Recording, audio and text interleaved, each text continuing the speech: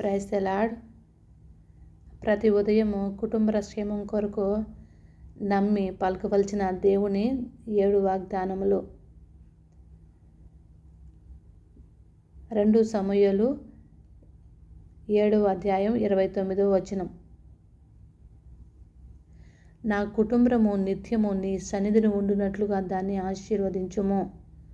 నీ ఆశీర్వాదము నుండి నా కుటుంబము నిత్యము ఆశీర్వదింపబడునుగాక.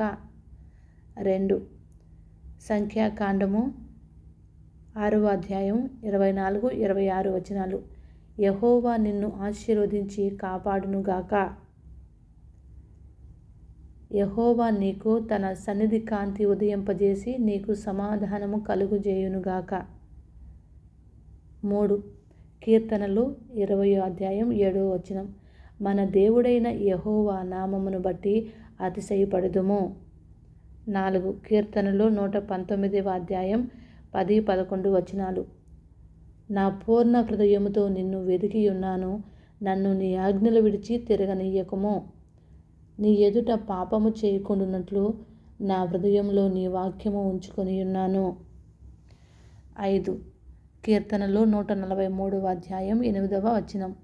నీ యందు నమ్మికముంచియున్నాను, ఉదయమున నీ కృపావార్తను నాకు వినిపించుము. నీ వైపు నా మనసును ఎత్తుకొనుచున్నాను.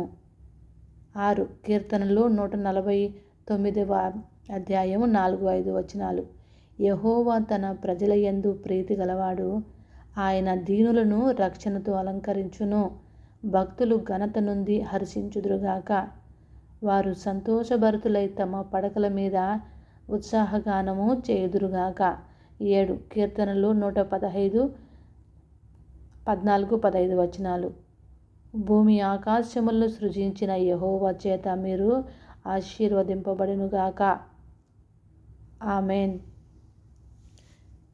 ప్రతి ఉదయము మనము దేవుని ఎదుట మోకాలు వేసినప్పుడు మన కుటుంబం కోసం, మన పిల్లల కోసం ప్రతి ఉదయము దేవుడు మనకిచ్చిన వాగ్దానములన్నీ నమ్మి పలకడం ఎంతో క్షేమకరము. ప్రతి ఒక్కరూ ఈ విధంగా దేవుని వాగ్దానాలు ఎత్తిపట్టి ప్రార్థన చేసి విజయం పొందుకోవాలని ఆ దేవుని కృపను బట్టి బైబిల్లోని వచనాలు సమకూర్చి మీ అందరి కోసం ఇలాగా వీడియో చేయడం జరిగింది. ప్రతి ఒక్కరూ ఈ వాగ్దానములను నమ్మి పలుకుతారని ఆశిస్తున్నా. ఆమేన్.